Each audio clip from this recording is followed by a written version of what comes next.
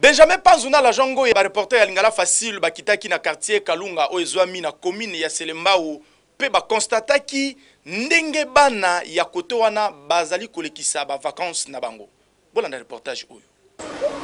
Caméra ya Lingala Facile beta ki tourna commune ya Selembao mingi na quartier Kalunga pona kotala ndenge nini bana baza ko passer ba vacances na bango. Awa tomoni bana baza ko sala ba mataka oyo babengaka na français ba cerf-volant. Bana msusu baza ko beta bale me botala bale yango ya rouge baza ko beta yango dada. E bongo kote oyo baza la ba filet pona ko pêcher. Est-ce que ba kozwa pe ba mbisi ba oyo kutu piscine ekosa botala ndenge baza ko beta ba planche na mai ya kalamu boye beke mai oyo microbe ezali ya ndenge na ndenge ba oyo pe na cadre kaka ya promenade baza ko traverser ba passerelle pona kokenenga msusu mais sorti ba passerelle yango ezaleli nde ekamwisi biso ya bambu ya pamba ba risque ya ndenge na ndenge eza awa mwana oyo awuti na ye wenze na cadre kaka ya koede ba para na ye ebongo oyo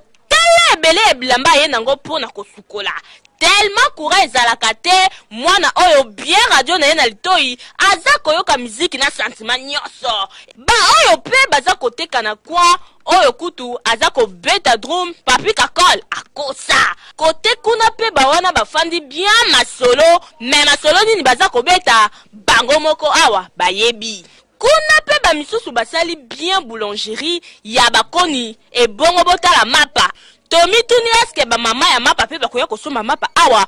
oyo kuto sali parcelle bien parking ye moko tala ndenge aza ko bunda na ba artère film ya Shaolin ekosa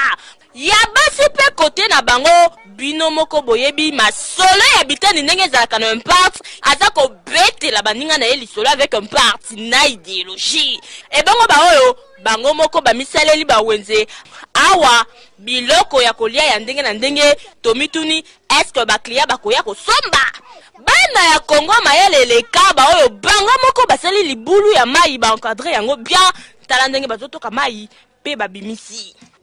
tala malgré ba condition ezalaka ba kote oyo mais bana ya quartier Kalunga na commune ya Selembao baza ko passer ba vacances na bango kitoko eyokani ya sol